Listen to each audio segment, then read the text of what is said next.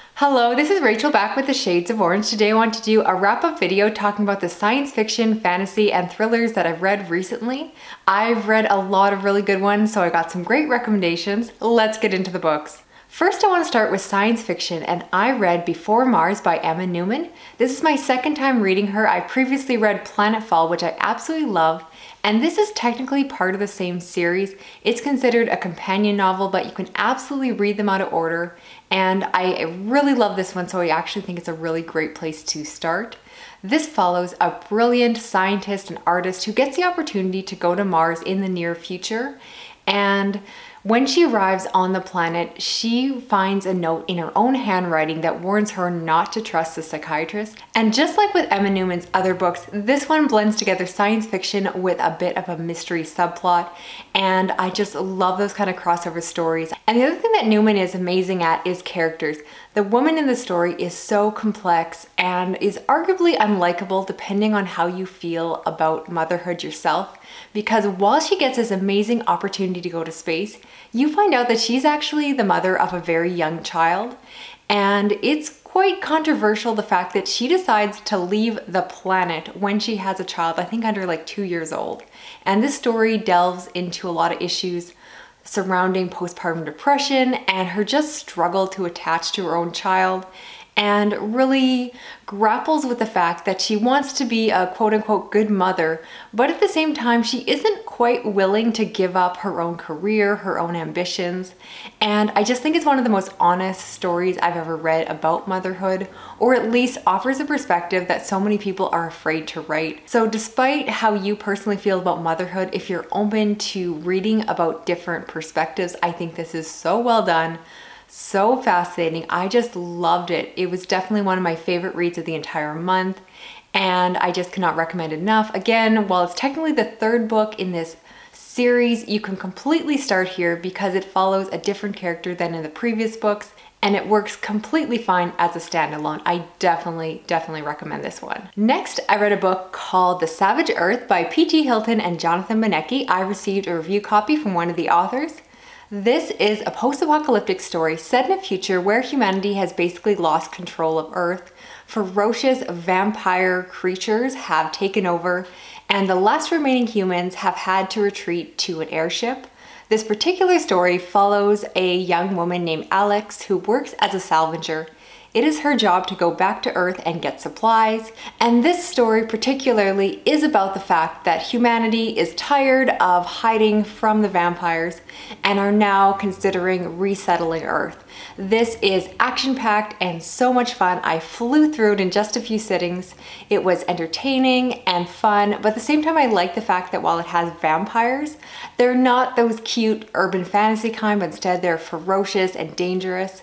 It's the first in a trilogy, and this book was very satisfying to read by itself, but definitely leaves room for the last two books. I am dying to know where this goes, so you'll probably see me reading through the next couple books in the next few months because this was fantastic. Then I read Foe by Iain Reid. I received a copy from Simon Schuster Canada, and I did a separate review. Of course, I love this one. If you haven't watched my review, definitely recommend. I go into a lot more detail in there. But this, of course, is the author of one of my all-time favorite books, I'm Thinking of Ending Things, so I was dying to read this one. And this follows a couple who live on a remote farm, and they receive an opportunity for the man to potentially go on an amazing adventure when a stranger shows up at their door. And the story is very slow-paced, following them in the time leading up to that potential adventure.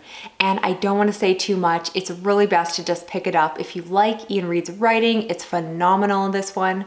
It's so well done. It's definitely different than his previous book, but I liked both of them for different reasons, and I just cannot get enough of him. I think he's definitely one of my favorite authors, so I do recommend this one if you like it. Again, check out my longer review because I'll give you more information to help you figure out whether or not it's for you as well, because I personally love this book. Another one of my favorites of the month.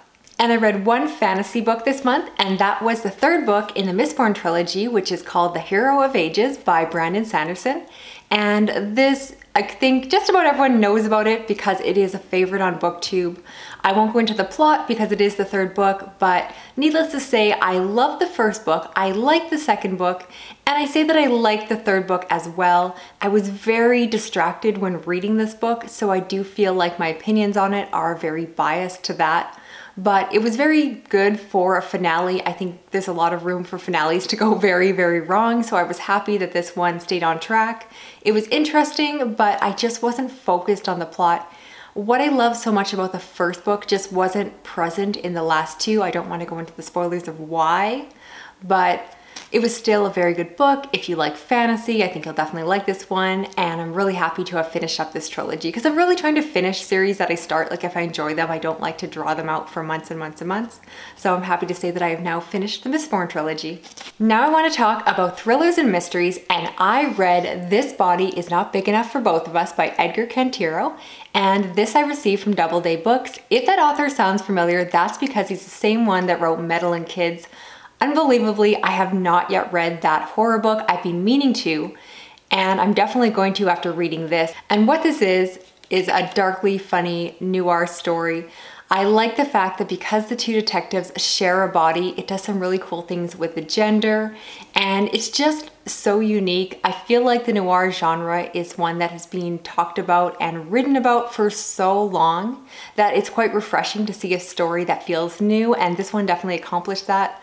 The genre is also known for being quite sexist with the femme fatale, but because this one does some gender bending, I felt like it was very progressive and unique and definitely one I recommend. It was funny and fresh, and I love the fact that the detectives do some great deductive work. It really reminded me of Sherlock Holmes, where they can just look at a person and make decisions about their life without actually asking them any questions.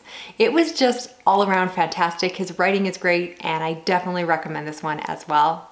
Now I want to talk about The One by John Marrs, and this is set in a near future where they have discovered the ability to identify something in your DNA that can help match you with your perfect soulmate.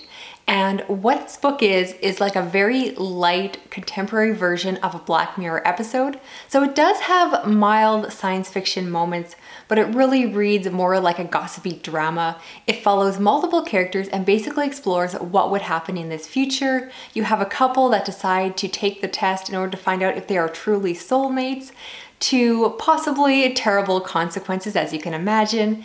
And then it explores other couples who meet their own soulmates and different things transpire.